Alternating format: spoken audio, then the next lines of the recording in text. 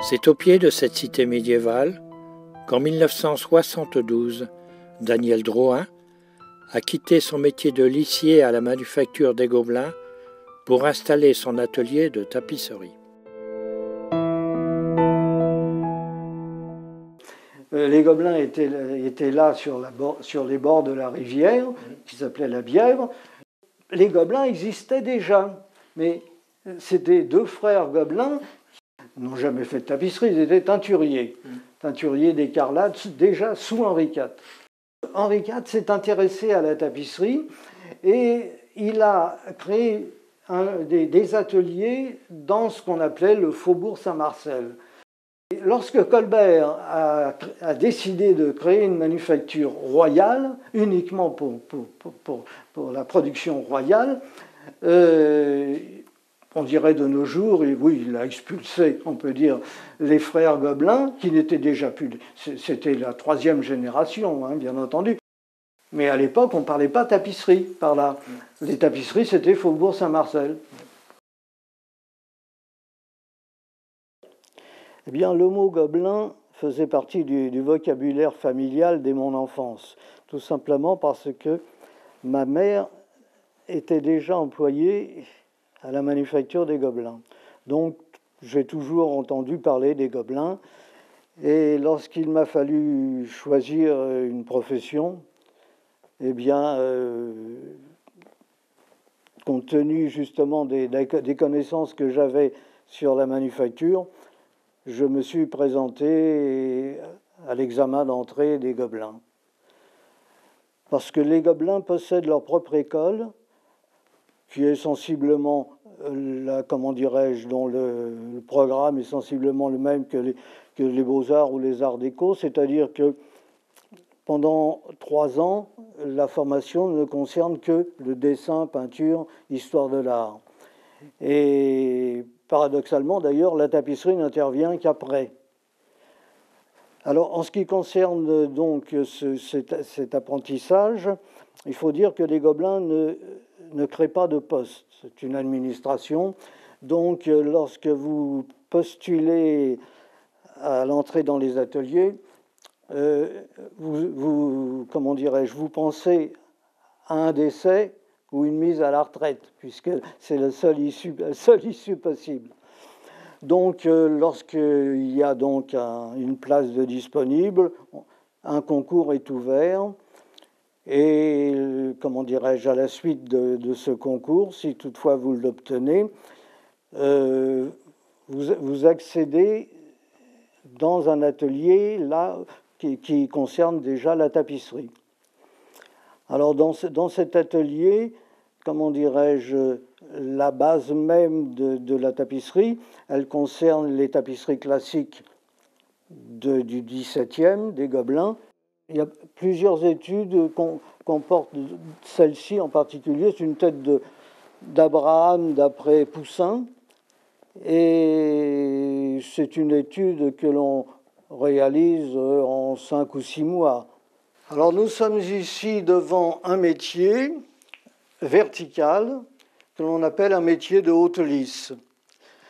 Enfin, c'est le métier de Pénélope tel qu'il est indiqué sur les peintures des vases grecs. C'est-à-dire qu'il y a 2 montants verticaux qui supportent 2 cylindres, un cylindre inférieur qui sert à enrouler la tapisserie exécutée et le rouleau supérieur qui, lui, conserve la réserve de fil.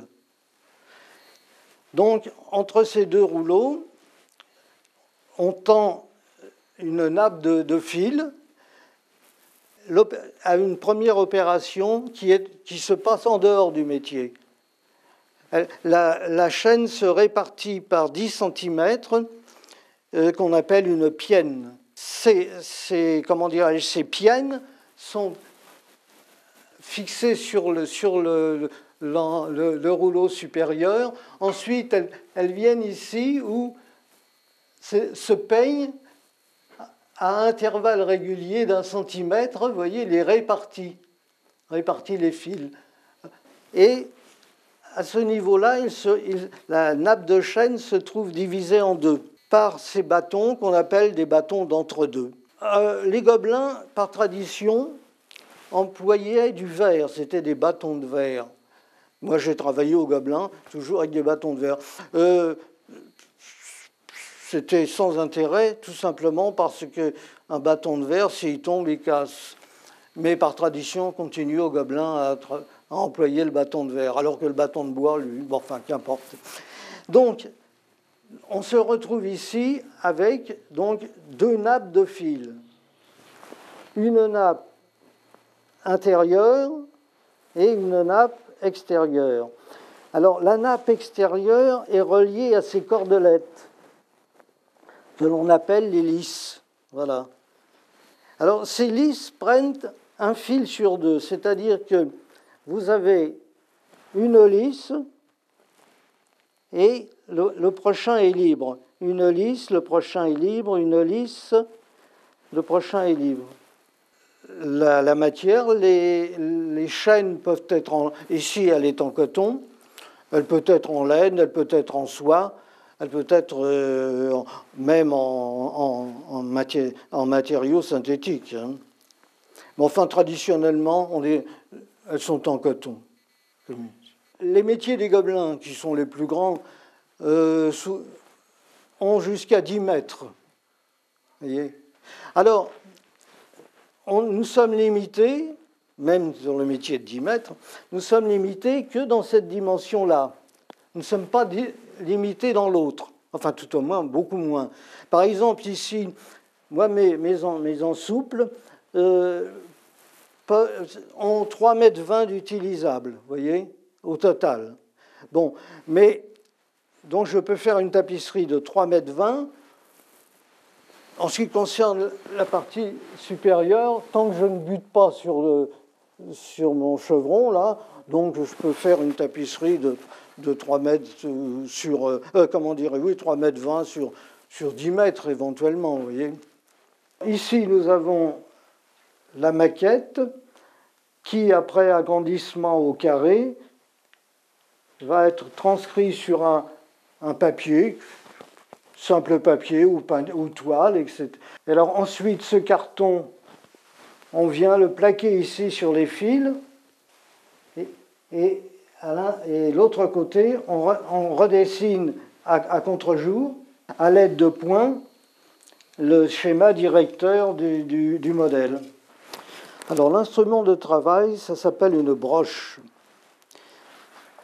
Alors cette broche contient la laine qui va servir à passer entre les deux nappes de fil.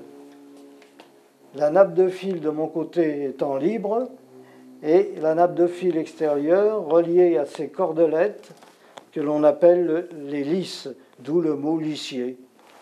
Donc, je passe comme ceci dans un sens, je tasse avec l'extrémité de la broche, et pour revenir, je fais pression sur les lisses, ce qui me sépare à nouveau la nappe de fil en deux et me permet de passer la broche dans l'autre sens.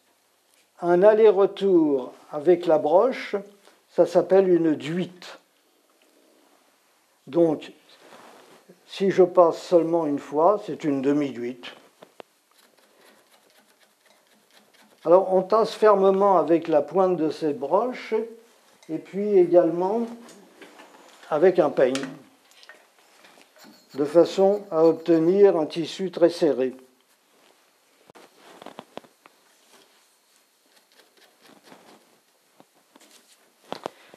Alors, pour me guider dans mon travail, j'ai l'aide d'un miroir.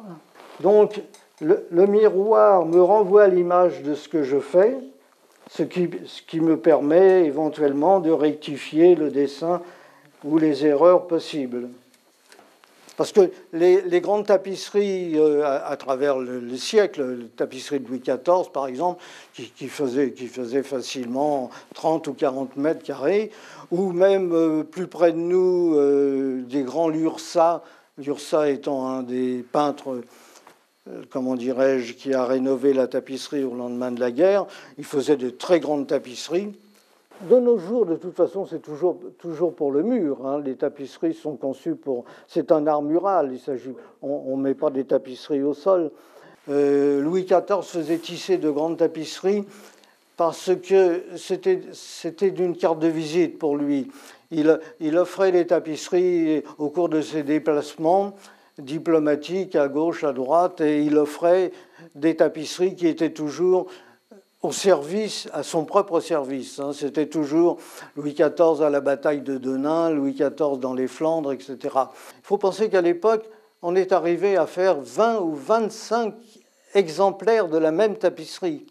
Tout simplement, vu qu'il les distribuait comme ça, comme pour les lisquer, ça avait beaucoup moins d'intérêt de reproduire systématiquement toujours la même chose.